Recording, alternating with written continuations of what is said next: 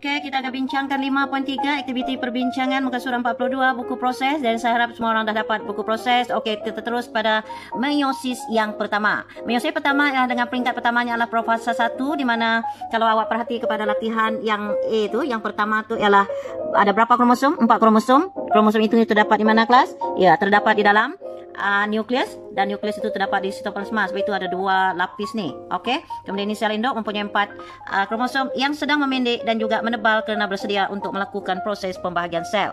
Kemudian kita pada peringkat ini juga berlakunya proses replikasi. Apa dia replikasi? Replikasi itu ialah menunjukkan bahawa daripada kromosom yang sebatang tadi itu yang memendek dan juga menebal, dia telah membentuk kromatid pasangannya. Jadi di sini ada berapa kromatid ni? 1 2 3 4, dan masing-masing berada. Kromatid ini sebenarnya kromosom, tapi bila dia dalam keadaan seperti ini, ribbonnya kita panggil dia kromatid, dan berlaku pindah silang. Pindah silang berlaku membolehkan supaya setiap pasangan homolog itu telah akan menerima ciri daripada pasangannya.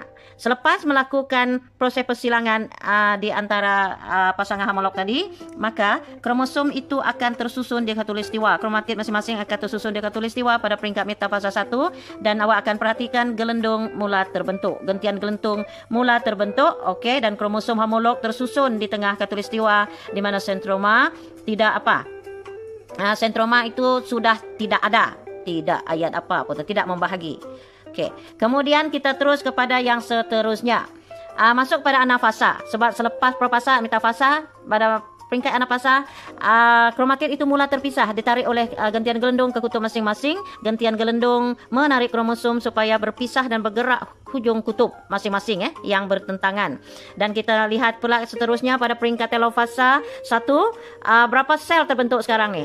Iaitu 2, 1, 2. Tetapi proses meiosis tidak berhujung di sini, akan terus melakukan proses pembahagian yang berlaku, tetapi yang berpisah tadi hanyalah kromatid kan. Now they go to next peringkat yang dipanggil sebagai peringkat bukan anafasa, kelas. Dia terus pergi ke profasa semula.